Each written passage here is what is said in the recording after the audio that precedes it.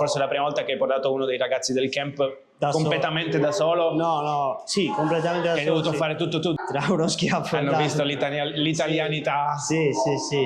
Perché la verità, noi siamo andati là con l'intenzione di buttarlo giù. Certo.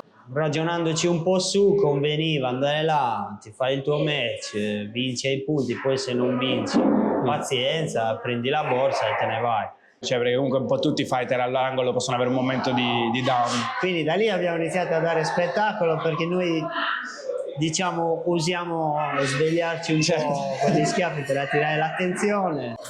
All'inizio ti fanno solo per il cambogiano, poi come il match si accende iniziano a tifare sia per uno che per l'altro. Alla fine mi ha baciato, mi ha abbracciato, e quindi quello mi ha dato molta soddisfazione. Io non sono di quelli che sale sul ring, si fanno le foto. Io sono di quelli che vive il momento e basta.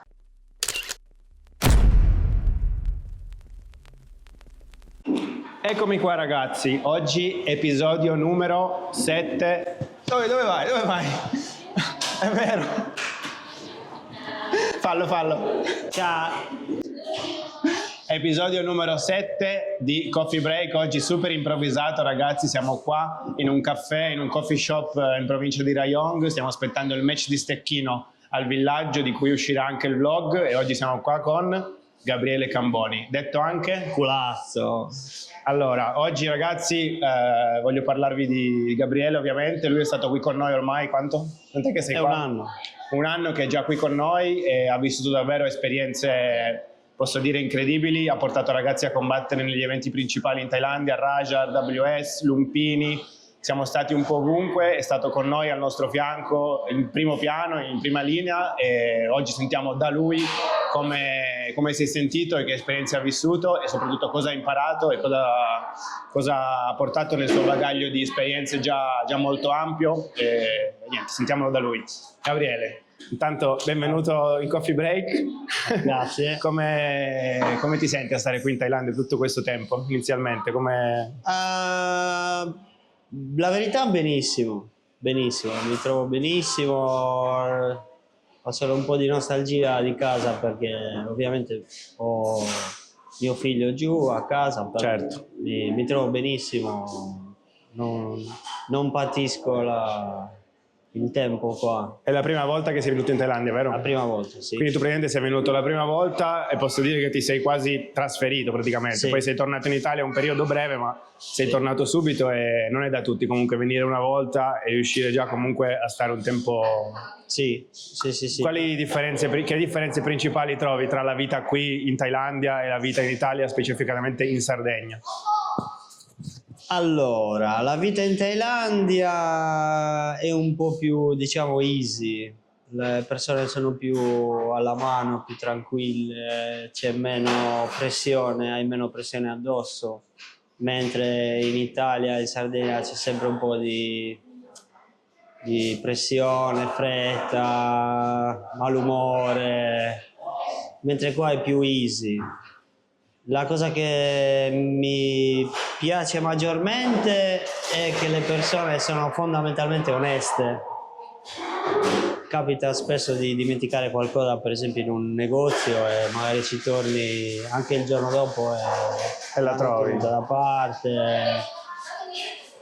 Non lo so, sembra un altro mondo in confronto all'Italia. L'Italia è molto più caotica, molto più rischiosa, diciamo. Anche la Sardegna? Sì.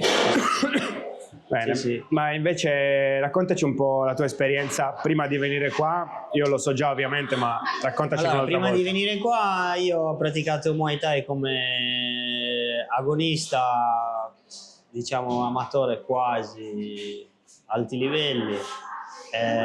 Poi ho iniziato a fare il maestro, l'istruttore, con i bambini, soprattutto con i bambini. Ho lavorato poco con il contatto pieno, più con atleti di altri, non miei, perché io vengo da un paese abbastanza piccolo. Poi ho iniziato a fare il Catman, quindi ho lavorato anche con l'MMA e niente, ho aperto una palestra mia, più più per passione che non per guadagno, perché a me piace proprio fare questo sport, in genere tutti gli sport da combattimento, però mi piace proprio fare questo. E poi è capitata l'occasione di venire qua, considerando il fatto che io vi seguo da tantissimo tempo. Ringraziamo Tattano per questo. Chi? Tattano. Chi è Tattano? Un mio amico, Omar De Monti si chiama. Lui Sì, seguiva il nome mi suona, sui ai social. tempi del K1, poi tramite lui ho conosciuto il vostro blog. Il nostro blog Stiamo parlando Gallo Box del 2000. o Muay Farang? Il blog Gallo Box o Muay Farang? Muay Farang. Ok, quindi stiamo parlando del 2010 più o meno, e da lì in più io ancora combattevo e il mio problema è sempre stato essere leggero, e quindi essendo magrolino, leggero, regalavo sempre peso agli altri, e mi capitava che questo mio amico mi inviava i tuoi video di quando eri piccolino e menavi e troncavi le gambe e pensavo lo può fare lui, posso farlo anch'io, no? Certo. E da lì poi ho iniziato a seguire, ho seguito molto anche soprattutto il blog Muay Farang, perché c'era un articolo molto interessante che ha messo tuo padre sul giudizio, la guida della Muay sul Thai, punteggio, sì. e noi l'abbiamo seguito molto perché tra l'altro ho fatto anche l'arbitro e il formatore degli arbitri per la WBC, ex Combat League. Quindi per me, quando è capitata l'occasione di venire qua, era o dentro o fuori, o lo faccio o finisce qui, non faccio più niente. Certo. E quindi l'ho presa al volo, sono contento di averlo fatto, ho trovato un bell'ambiente, brave persone. Diciamo che è stato un upgrade rispetto all'Italia. L'Italia stava iniziando un po' a pesarmi perché non si vive come si vive qua, c'è un po' di, diciamo, puzza sotto il naso, ognuno è più forte dell'altro, sono tutti grandi maestri e quindi iniziava a pesarmi la cosa. Non era più una passione, stava diventando un lavoro, senza il lato economico però. Certo. Quindi ho preferito seguire la passione e sono contento di averlo fatto. Quindi, come ha detto lui, è anche cutman e anche arbitro, e all'angolo in quest'ultimo anno devo dire che ci ha aiutato davvero un casino, perché comunque io sì, i tagli li so chiudere cosa vasellina, ma me l'hanno insegnato i thailandesi così alla cazzo di cane. E infatti, guarda caso, l'unica volta che abbiamo sofferto un taglio grave con Samuel Fazzini, l'ultimo match contro Arraja nell'evento di Buacao, lui non c'era perché era in Cambogia con Luca e io ho detto porca puttana, l'unica volta che c'è un taglio grave. Attenzione, ero in Cambogia con Luca e bisogna anche svelare un segreto, per qua bisogna svelare. Siamo andati praticamente in Cambogia sia per fare il match, ma il match era una copertura perché dovevamo raggiungere un tempio sperduto nella foresta dove abbiamo incontrato il più grande maestro del Kung Khmer, detentore dei segreti bannati dalla Muay Thai, e quindi lì se ne vedranno Se ne è tornati con un bagaglio di esperienze, di tecniche nuove che nessuno ha, nessuno. Niente, quindi ovviamente con la sua esperienza di cutman è stato un aiuto grandissimo. Sei stato, come dicevamo prima, all'angolo di quei ragazzi in quasi tutti gli eventi principali. Raccontaci un po' come ci si sente a fare il cornerman, a stare all'angolo con un ragazzo, un fighter, per esempio in un evento come il Rajanam Network Series, l'RWS. Allora, per me è come salire sulle giostre, perché io mi diverto. La verità, l'RWS è difficile perché non sei, diciamo, totalmente libero di fare il tuo lavoro, perché io mi organizzo molto sia prima che dopo, durante il round cerco di sistemare l'attrezzatura che mi potrebbe servire nella pausa, e spesso e volentieri all'RWS o non riesci a vedere quello che sta succedendo o comunque non riesci a comunicare con il fighter perché ci sono le telecamere, c'è tanta gente, in più i tuoi spazi da cornerman diciamo che sono mal gestiti perché hai pochissimo spazio. Quello sì, è stato difficile, soprattutto comunicare con il fighter. Non si sente un cazzo sostanzialmente. Non si sente praticamente niente. L'RWS è stato difficile. Gli altri eventi no, gli altri eventi meno, il knockout un po' più facile, One Championship è andata benissimo. One Championship, quello di Hong Kong, non quello di Bangkok, che per adesso non siamo ancora stati. Space One Championship. Sì, il più difficile è l'RWS. L'RWS è più difficile per la gestione dell'angolo. Il pre si vive bene. Il pre è stato più difficile in Cambogia. In Cambogia è stato difficile perché non ci ha cagato fondamentalmente nessuno. Potevamo benissimo andarcene, nessuno si sarebbe accorto di niente. Certo. Quindi eravamo lì, non lo so, come facevamo tutto noi. Certo, raccontaci un po' l'esperienza in Cambogia, visto che ci siamo. Io inizialmente, faccio una premessa, io avendo brutte, non dico brutte, ma avendo esperienze un po' così nelle mie trasferte, cioè ho fatto una trasferta in Cambogia e mi è bastata. Sono un po' contro mandare i ragazzi a combattere in Cambogia, però è stata l'occasione in cui sia lui che Luca avevano bisogno del rinnovo del visto, uscendo dal paese, non solo andavano a combattere ma riuscivano anche a rinnovare il visto. C'era coi tempi, c'era una buona borsa in palio, c'era un avversario molto fattibile per Luca, quindi abbiamo detto dai, facciamo questa esperienza. Quindi sono andati solamente lui e Luca, nonostante fosse, allora, la prima volta in cui Luca praticamente aveva solo te all'angolo, nessuno di noi, né me né mio padre, quindi è stata un'esperienza sia per lui che per te, perché forse è la prima volta che hai portato uno dei ragazzi del camp completamente da solo. No, sì, completamente da solo. Hai dovuto fare tutto tu, cioè sì. tutto, cioè cutman, angolo, sì. tutto quanto. Sì. Come è andata l'esperienza in campo? Tutto. Quindi raccontaci un po' sia come è andato il viaggio, la trasferta, il match in sé, tutto quanto. Il viaggio è andato benissimo, fino all'aeroporto tutto ok, più o meno simile alla Thailandia. Dall'aeroporto all'hotel inizi a vedere la Cambogia, che non è proprio, diciamo, bellissima, è un po' arretrata, è sporca. L'hotel idem, però si stava bene. Gli unici problemi che abbiamo incontrato sono stati con i soldi, il cambio dei soldi, perché hanno una moneta che non vale praticamente niente, quindi hai tanti soldi in mano ma non puoi comprare niente perché il prezzo minimo Drizza. No, al contrario. Il prezzo minimo è $1, fai che equivalgono a 4.500 soldi, quindi in quelle cose impazzivamo. È sporca, c'è poca sostanza fuori. Ancora i soldi, perché i soldi inizialmente non ve li avevano neanche dati. No. Dovete arrivare, dovete prendere i soldi per il cibo e per stare lì, e si sono dimenticati di voi 2 giorni. Praticamente avete dovuto vivere con i vostri soldi, poi dopo è vero che ci sono anche loro, cioè prende...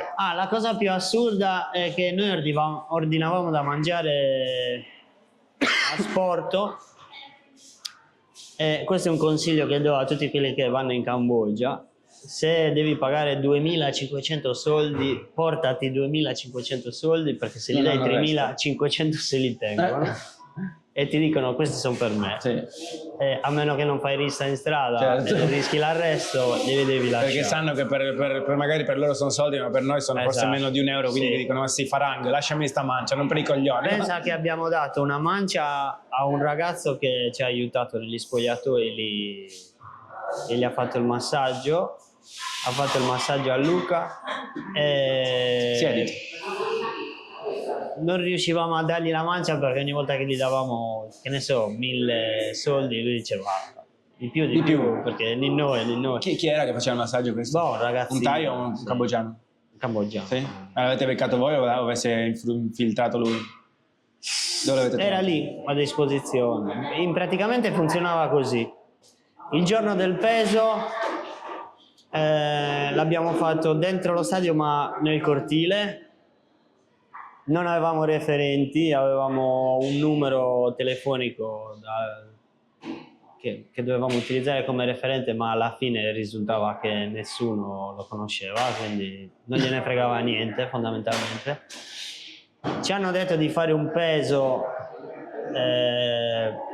cos'era, 5 kg, no, 1 chilo superiore, però alla fine non era così, quindi ci è toccato correre 3 volte E tagliare ulteriormente 3 volte.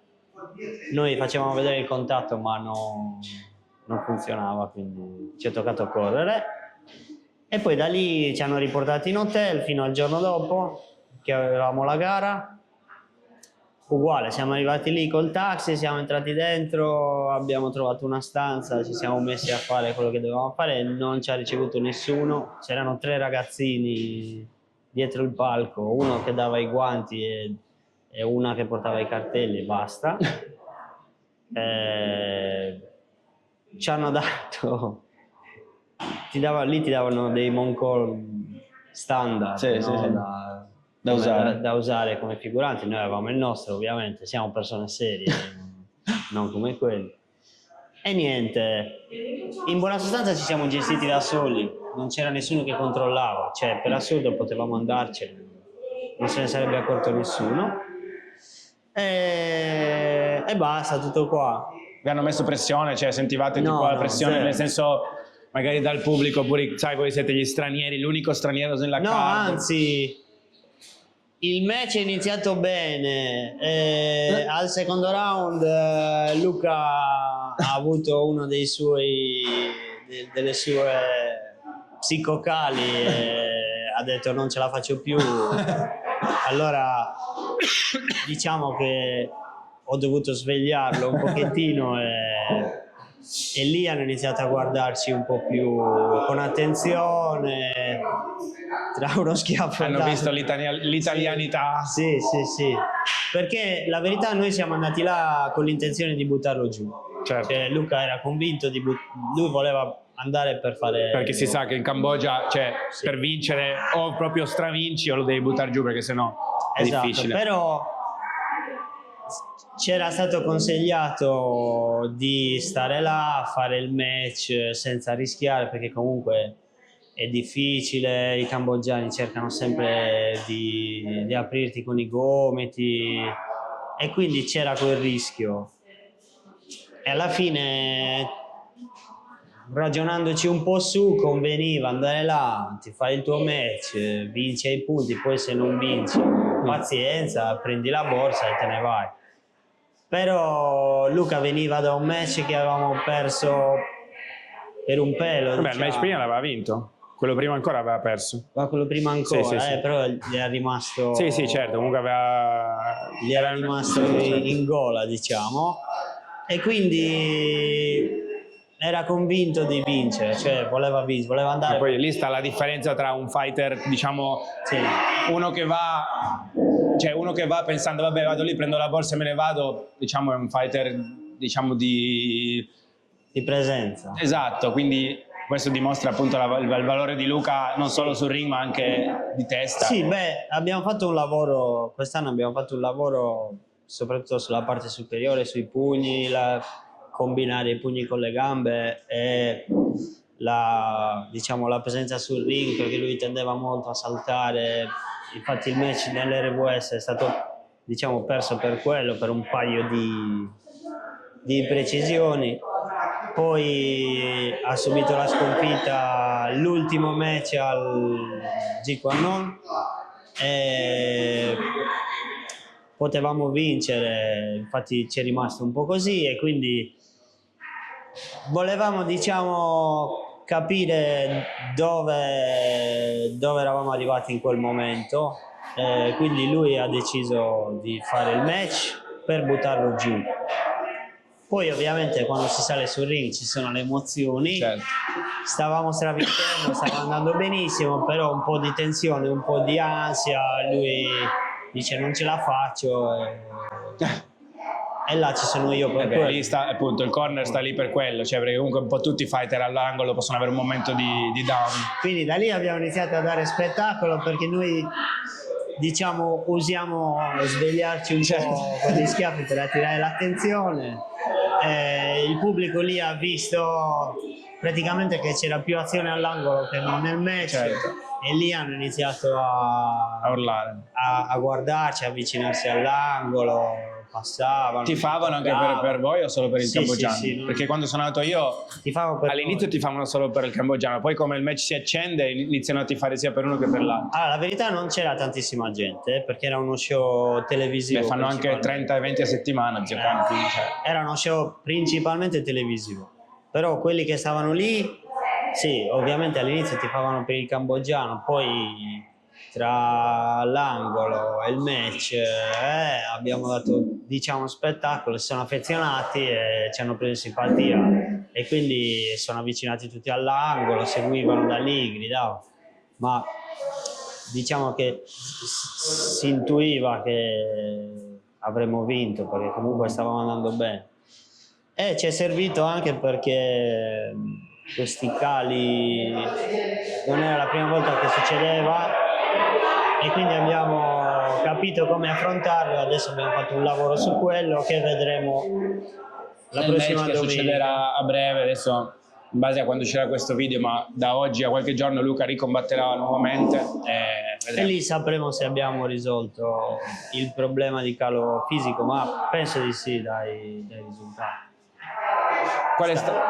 Dimmi. Stavolta è molto più allenato rispetto alla Cambogia, cioè, ha fatto la stanza antigravitazionale a meno 100 a più 100 di gravità, quindi è quasi livello super saiyan. Per la Cambogia aveva fatto un training camp normale, non esistente, no, aveva appena combattuto, quindi ha fatto una settimana e via.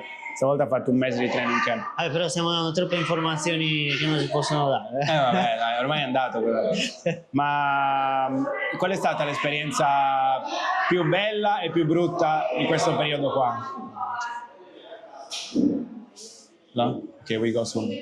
Allora, più brutta, ma brutta, giusto, se devo fare una classifica, per fare una classifica, un match che abbiamo fatto al knockout.